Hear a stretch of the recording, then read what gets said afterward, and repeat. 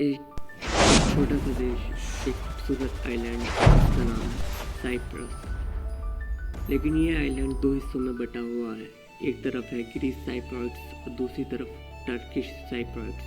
क्या है बंटवारे की वजह? क्या साइप्रस दो देशों में बट चुका है? आइए जानते हैं पूरी कहानी साइप्रस की। Cyprus issue. Cyprus Mediterranean sea में एक आइलैंड नेशन है जो कभी ब्रिटिश कॉलोनी हुआ करता था, जो 1878 से लेकर 1960 तक चला। लेकिन 1960 में साइप्रस को इंडिपेंडेंस मिली और एक नया कंट्री साइप्रस बना। लेकिन प्रॉब्लम वहीं से शुरू हुई। साइप्रस में दो मेजर कम्युनिटी रहती थी। ग्रीक साइप्रॉइट्स जो मेजॉरिटी में थे लगभग 77%, और टर्किश साइप्रॉइट्स जो माइनॉरिटी में थे 18%। ग्रीक साइप्रॉइट्स चाहते थे कि साइप्रस को ग्रीस के साथ मिला दिया जाए। इस आइडिया को कहा जाता था एनोसिस।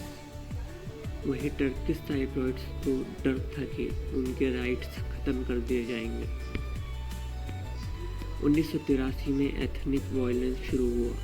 टर्किश साइप्रॉइट्स ने अलग सेटलमेंट बनाए। लेकिन सबसे बड़ा झटका 1974 में आया जब ग्रीस के मिलिट्री सपोर्टेड लोगों ने एक कूप कर दिया। उनका गोल था कि साइप्रस को ग्रीस के साथ मिलाना।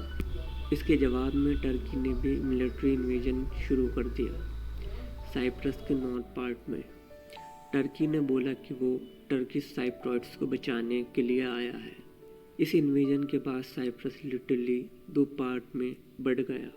South Cyprus Greek Cypriots controlled और northern Cyprus Turkish arm control. Turkey ने 1983 में नॉर्थ साइप्रस को एक अलग कंट्री घोषित किया, Turkish Republic of Northern Cyprus. लेकिन दुनिया के किसी भी दूसरे देश ने इसे रिकॉग्नाइज नहीं किया, सिर्फ टर्की के अलावा। आज भी यूनाइटेड नेशन पीस कीपर दोनों पार्ट के बीच बफर जोन बनाकर बैठे हैं।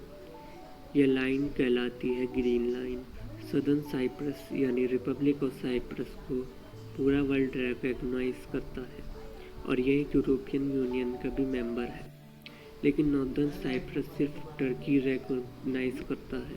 बहुत सारी बार दोनों साइड्स मिलकर पीस टॉक किए, यूएन के थ्रू नेगोशिएशन भी हुए, रेफरेंडम भी हुए, लेकिन अब तक कोई परमानेंट सॉल्यूशन नहीं निकल पाया। तो दोस्तों, साइप्रस का इशू सिर्फ एक आइलैंड डिस्प्यूट नहीं है, बल्कि आइडेंटिटी, एथनिसिटी और पॉलिटिक्स का कॉम्प्लेक्स मिक्सचर है। आज भी साइप्रस को डिवाइडेड आइलैंड है जहां लोग एक पीसफुल सॉल्यूशन का इंतज़ार कर रहे हैं।